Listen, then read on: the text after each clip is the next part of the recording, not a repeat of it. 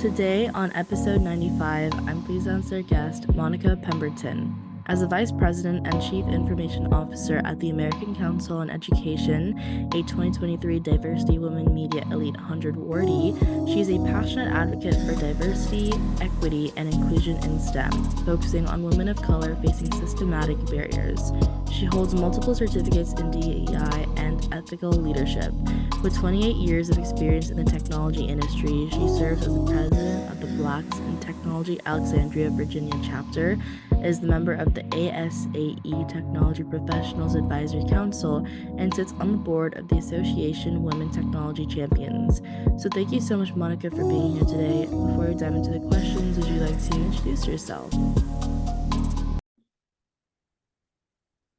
Hello, everyone. Welcome back. My name is Aarna Sahu, host of Aarna's News, where on this podcast channel, I aim to eliminate the gender gap in the STEM fields by featuring inspiring female professionals and highlighting their stories and accomplishments to further encourage girls. Today, on episode 95, I'm pleased to announce our guest, Monica Pemberton.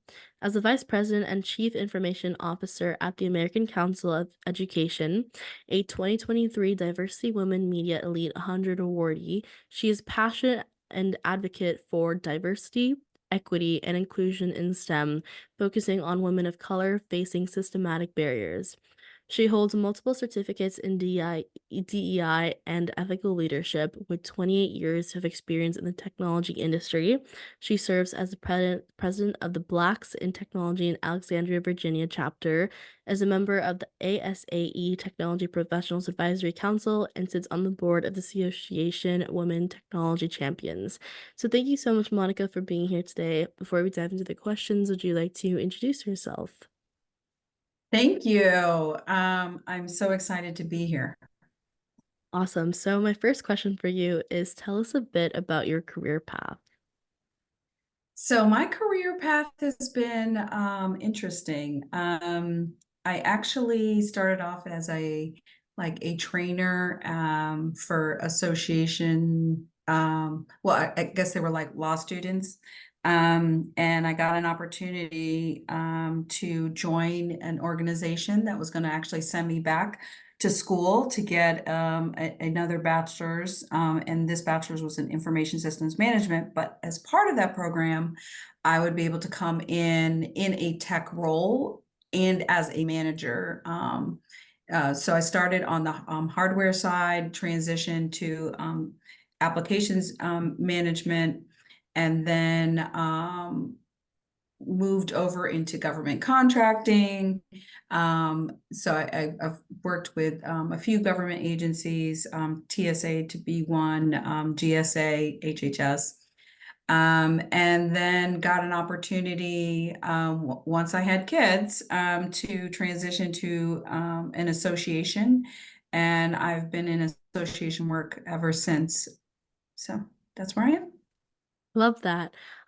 So my question for you is what advice would you give someone wanting to pursue a career similar to yours, and do you have any tips to succeed? I think one of one of those is to just persevere and take risks and to try things that you normally wouldn't try. I think what I have found with a lot of young girls and young professionals, they are often dissuaded and pointed in other directions rather than the passion that they really. So if you want to go in the direction of tech, and maybe you want to specialize in a certain area, whether it's coding, and you may be the only female in the room, you're going to have thick skin, but to continue to persevere. And then failure is part of the process. So there will be things that you try, there will be things that you want to do, and you may fail at them, but you got to learn from that failure and adjust your process for the next step, whether it's a career change or whether it's a project that you're working on, just all aspects, because there have been many opportunities that I've had that came out of something that I potentially failed at. I love that. And failing actually has a better success rate than if you didn't want to try it, because if you try something and you fail at it, then you like you've learned something, and that's pretty good because you can actually apply that knowledge to get better at it and maybe succeed in whatever you're doing. Me personally, I don't like to fail, so it's a bit of a setback whenever I do see that, but at the same time, I think it's something that I'm working on to have like the mindset that okay, even though I did fail, what can I learn from it? At least I'm at a better stage than when I was before I even started, because failure teaches you something, and you're closer to the path of success if you're on like the path of failure. And I would agree because I think a lot of girls are also perfectionists, and I'm guilty of that as well. And I remember one of my when I just transitioned into the role, I had a male mentor. He gave me a server and just said, and this is dating myself, this is before online. Here's the book, build it and figure it out. And I had angst about it and long nights and a few tears, but I eventually, did build the server. And then he's like, "What did you learn from that?" And then he's like, "Do it again." What? But I was able to do it again, not use the book, and then be able to ask questions along the way, like, what mistake did I make? Okay, it's prompting me for this question. What do I do next? And it's like out of the repetition, I learned how to do it in my sleep. And then from there, I moved over to like workstations and building PCs. And then from there, it's like, okay, what software runs out there? So it was a process. Absolutely. And I love what you said there because the first step is always the hardest and it's like the most scariest. Like for me, I'm also a perfectionist and so many like girls are. So of course the first step is definitely the scariest one. But I think that it's the most rewarding because after that you'll realize that okay, I can do this and it's something that I know, and with experience I'll get better at. Exactly, exactly. And my question for you is what is a common myth about your profession that you want to debunk? I think a common myth is that there aren't many women. So there are women in our field. It's just there are less women as you move up the promotional track. So as far as like young professionals, I'm seeing a lot more of women in the room, which is very refreshing for me. And I do see female managers as well. But I think the challenge is as we move up, women basically reaching out your arm and pulling other women along with you. I think that still needs some work. And then when you start putting any kind of diversity or women of color to that statistic, it is abysmal. And it is challenging. It does get I will say it, it does get a little lonely. The further up you move, um, and just trying to, and what I have been doing is trying to mentor women that want to get to where I'm at and helping prepare them. Because there is some preparation that you need. And one of those is very thick skin. It's also advocating for yourself because when you have a young professional comes in to a role and they may be a little outspoken, they have great ideas, and unfortunately, there are situations where it's just like you just need to do the work, as opposed to listening to that individual and highlighting and giving some exposure to the ideas that they're bringing. And that's how innovation and ideation happens. And then the further up you move, it's like giving all those opportunities to mid-level managers that are females, and giving them some projects and then eventually preparing them to advocate for themselves for promotions. And then, of course, there's the pay equity part too. So being able to do their research and having like a group of women that they can rely on to bounce off ideas and to help prepare them, like, okay, I'm going to apply for this role. Do you think I'm prepared? I want you to look at my resume. Okay, I'm trying to ask for this salary, and doing your research and seeing what others in your role are making, so that you can come to the table ready. You got to be ready. I agree because um I think it goes back to trying to find your people and your tribe because as you said, as like women try to climb the ladder, there aren't that many people just like them. Of course there are more women coming in, which is amazing, but I guess that kind of goes to like the entry level because the circumstances might not be so suitable that they try to weed out women, which is horrible. But it's definitely goes back to trying to find your tribe and your people so that you can connect with them and then persevere and have the thick skin. Yeah, and that's also, I think volunteering is important, and giving back. That's one of the reasons I got involved with Association Women Technology Champions. One of their core missions is advocating for women, promoting women, and giving them opportunities. So it was a group of women that used to go to these conferences and like, why are we the only ones here? We need to create a group to support other women in associations.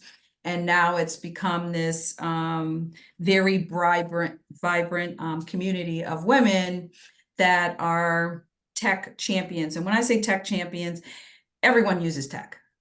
I mean, even from the cell phone, we're on a computer right now. You don't necessarily have to be a technologist to leverage technology. We all leverage technology. So it's giving those women the empowerment to realize, hey, I do use technology every day. Um, and then the tech council that I'm involved with is also in the association space. You can see I have a passion for associations, and associations um, basically advocate for their members in various genres or various professions. So for every profession, there's essentially like an association for it.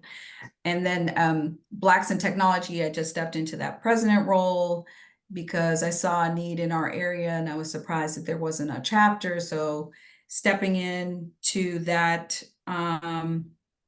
chapter and launching that chapter and getting more involvement and more exposure for Black technologists and getting more young adults like yourself into technology roles that they may not realize that uh, it's accessible to them. Whether it's training or getting a certificate or going to get your associate degree or your bachelor's or master's or whatever it is, finding your niche. So Yeah, and kudos to you for starting the initiative for the chapter for, Blacks in Technology. That's really amazing. And you just took the first step and here you are. yes, yes, baby steps, one step at a time. Yes. And my question for you is if you could step into my shoes or younger selves, what would you have asked yourself that I didn't? I guess what I would have asked myself is what do you really want to do, rather than what your parents may want you to do or what society may say you want to do. So I was a architectural engineer major because I like to draw, and that was something that I love to do. But once I got to college, it turned out that was not the role for me. But I also had a professor that told me I'm in the wrong area. While I was crushed, so it's kind of like learning from those failures. I was able to turn, like a 360. So while I'm not a engineer per se, I am like, I turned out to be a technologist. So I'm still in uh, a STEM career. Let's put it that way. Yeah, and it goes to show that like you should care more about your passion more than what other people have to say for you. I think it's really crucial as students, but also definitely people in different scopes of their lives. But because as students, we have the pressure from our family because we're around them the most to be like, okay, you have to have a really good pay, and you just have to do something that will give you financial freedom. And so we're all forced to be like, okay, maybe that's being a lawyer, maybe that's being a doctor. And we don't really have the chance to or the choice to really do something we love. But I think what's really important is that do you really want to live a life that's not meaningful to you? Sure, it might be great pay, or do you want to take that risk and do something that's fun to you, enjoyable, and makes you want to move on? Yeah, and I get it, and there will be some parents that will be upset with me. But if they're pushing you in one direction and you feel pressure to continue to do that, and of course they're funding for your education, just don't let go of your passion because you never know how your passion will fit into what your ultimate career will be. And perhaps what became was your side hobby in the future becomes your career. Because I know when I was at your age, it seemed like when you say someone's in their 40s or 50s, it just seemed like so long ago. Well, I'm here. Hello. Um, and I'm still trying to figure out what I want to do when I grow up. So it's ever evolving. Your journey just, continues. And whatever you go and end up your initial career may not be your permanent career. You can always change it. Absolutely. And my question for you is what are the best resources slash books that have helped you find your career path? Interesting. Well, right now, one book I'm looking at or have been reading is by Trish Barbara, and it's like Women Who Pivot. And she discovered after she became an empty nester that women around her have been pivoting, and that it's a natural part of our evolution and on our journey and our process over time as we get older. So that has been a great resource to me. And I don't have specific books. I just try to like reference books that are current to what's going on at the time. A lot of mine are technology focused, but also leadership or DEI focused. So it's going to depend on what your passion is. So um, referencing books that speak to whatever your passion is. I love that. And I would say that I'm not the best reader because I do have some books. I went to the library a couple days ago and I have not started reading them, but I will soon. And I think one of the other better resources for people if you're not a reader like me is to probably just talk to people like what we're doing right now. We're on a call, we've been on a call before and now this is our interview and I'm learning a lot from you and hopefully you're learning a lot from me. But yeah, I think just talking to people is one of the best resources possible. There's Google, of course, and with AI, you can pretty much figure out anything you want. Yeah, and I think which has been a challenge for some people coming out of the pandemic, networking is essential. So having basic conversations with individuals around you, you never know what may come out of that. And especially if you're interested in a specific career, talking to individuals that are in that career and just asking questions like, what is your day like? What is the stress level? What is the pay like? What type of people do you work with? Is it a diverse environment? Are there how many women are in your career? I mean, so you could have like standard questions that you're asking individuals in specific careers and think big. So if there's a career like I want to get here, have a conversation with the person that's already in your future role.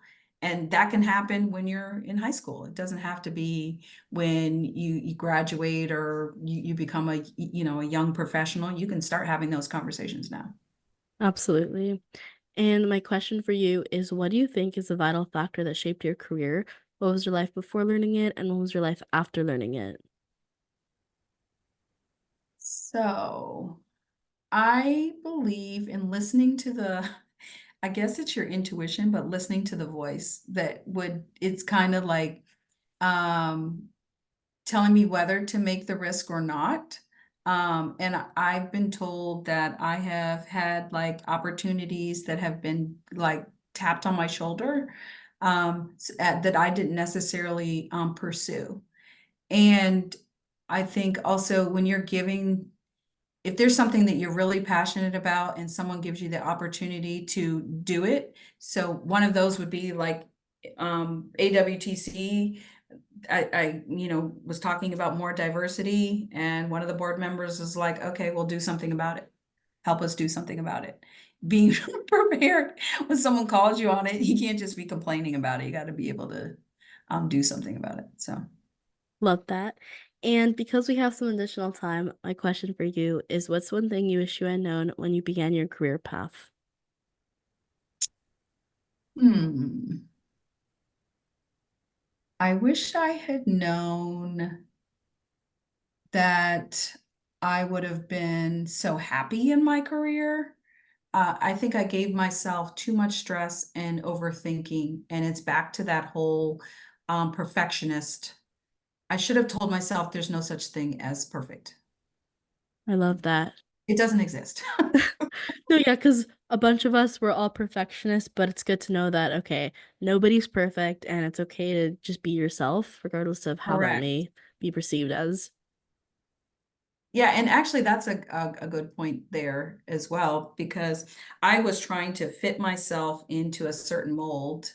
And if you look at the person that I was in my 20s and the person that I am now, I'm more fully myself. There are things that I would have never done. I would have never, I dressed a certain way. I wouldn't wear dangly earrings. I wouldn't wear braids. I mean, there are so many things that that were different than now. Now I just like, I'm just going to be me, because when I'm fully me, then you get the best performance and the best outcomes in the work that you do. I love that. You're gonna fully be you, regardless of how that may seem, because you'll put your best foot forward just when you're you. Correct. Correct.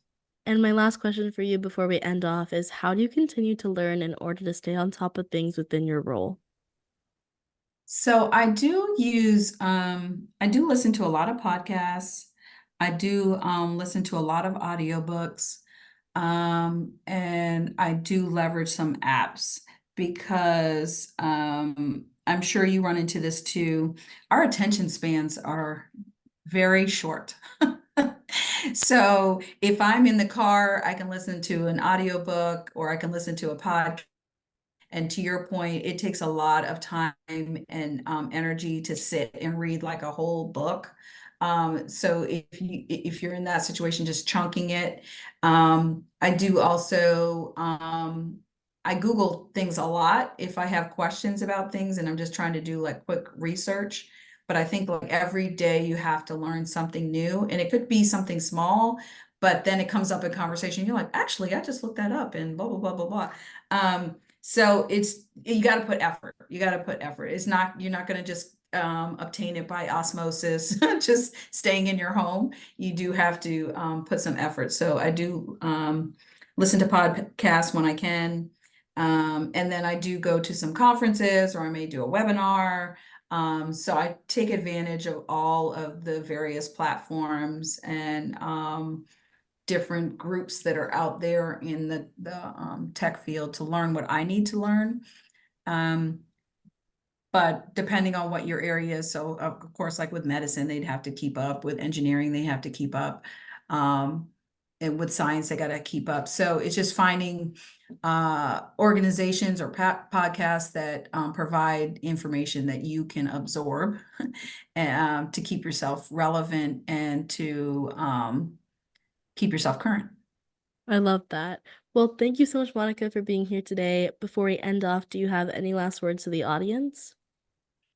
All I would say is, for young individuals out there, just keep your chin up, persevere, and take it one day at a time. I love that. Thank you so much, Monica, for being here today. I absolutely love talking to you. It was a pleasure. I love talking to you as well. And here are my 3 cents on this episode of Monica. 1. Continuous learning. Passion drives you to continually seek knowledge and improve your skills.